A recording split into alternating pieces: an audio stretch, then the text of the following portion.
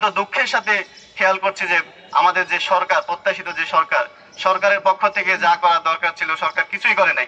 আমরা সরকারকে আহ্বান জানাতে চাই, আমাদের দেশে এমন একটা আইন হোক যেখানে কোরআন নিয়ে, আল্লাহ রাসূল সাল্লাল্লাহু আলাইহি সাল্লামকে নিয়ে, ইসলামের বিধিবিধানগুলোকে নিয়ে যারাই অবমাননা করবে, যারাই দৃষ্টতা প্রদর্শন করবে, তাদেরকে অবশ্যই শাস্তির আওতায় আসতে হবে।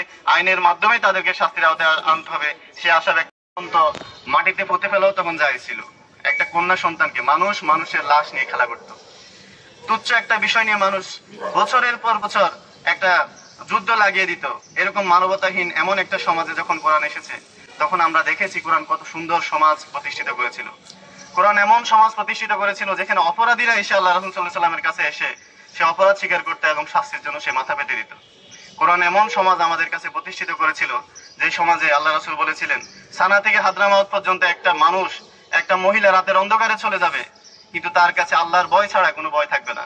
সেই মানবতার কোরআন আরশ থেকে এসেছে। সেই কোরআনের প্রত্যেকটা শব্দমালা পৃথিবীর সর্বশ্রেষ্ঠ শব্দমালা। কোরআনের শব্দমালাগুলোতে যারা আঘাত করবে, আমরা মনে করি তারা মানবতার বুকে আঘাত করে। মনে করি কোরআনের শব্দমালায় যারা আঘাত করে তারা আরশের বিরুদ্ধে কাঁপিয়ে দেওয়ার জন্য আরশের বিরুদ্ধে দাঁড়িয়ে যায়। আমরা মানবতার পক্ষে যে সকল মানুষগুলো আছে, আমরা সকল মানবতার পক্ষের মানুষগুলোর প্রতি আহ্বান জানাই যে কোরআনের পক্ষে থাকবো। কোরআন অবমাননা যারাই করবে, ইতিহাসের রাস্তা করে তারাই নিক্ষিপ্ত হয়েছে। সামনে যারা করবে তারাও ইতিহাসের রাস্তা করে নিক্ষিপ্ত হবে। তবে আমরা অত্যন্ত দুঃখের সাথে খেয়াল করছি যে আমাদের যে সরকার, প্রত্যাশিত যে সরকারের পক্ষ থেকে যা করা দরকার ছিল সরকার কিছুই করে নাই। আমরা সরকারের কাছে আহ্বান জানাতে চাই, বাংলাদেশ মেজরিটি মুসলমানের কান্ট্রি, 90% মানুষ এখানে মুসলমান।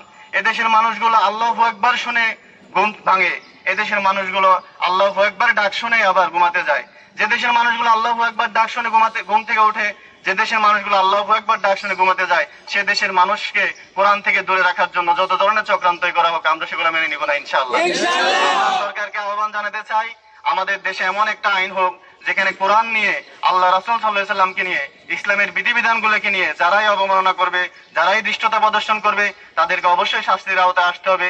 আইনের মাধ্যমে তাদেরকে শাস্তির আওতায় আনতে হবে।